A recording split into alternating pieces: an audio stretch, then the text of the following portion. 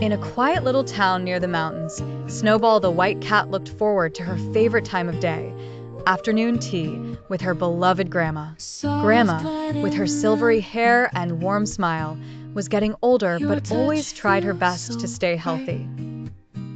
One day, Snowball noticed that Grandma was coughing more often, walking slowly, and sometimes forgetting to turn off the stove.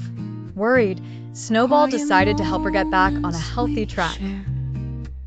They visited the local health center. A nurse checked Grandma's blood pressure and reminded her to move for at least 30 minutes a day. That evening, Snowball drew a Grandma health plan with cute sketches of walking, eating veggies, drinking water, and doing deep breathing. Every morning, Grandma and Snowball did chair exercises together, gently stretching and moving their bodies. Then they'd head to the park for a slow walk in the sunshine, watching birds and chatting with other seniors along the way.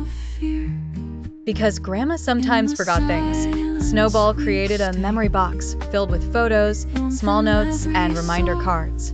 "Here's your medicine box, Meow. And here's the postcard from your granddaughter," Snowball would say as she helped Grandma go through the items every day. At lunch, Grandma learned to make healthier meals: steamed carrots, yam soup, and low-sugar red bean cakes to share with neighbors. Snowball would sit proudly at the table and purr, "Meow, this is the healthiest meal in the world." Little by little, Grandma's energy returned. She smiled more, coughed less, and walked with steadier steps. "With Snowball by my side, I feel young again," she laughed. That evening, Snowball and Grandma sat on the porch, watching the golden clouds float over the mountains.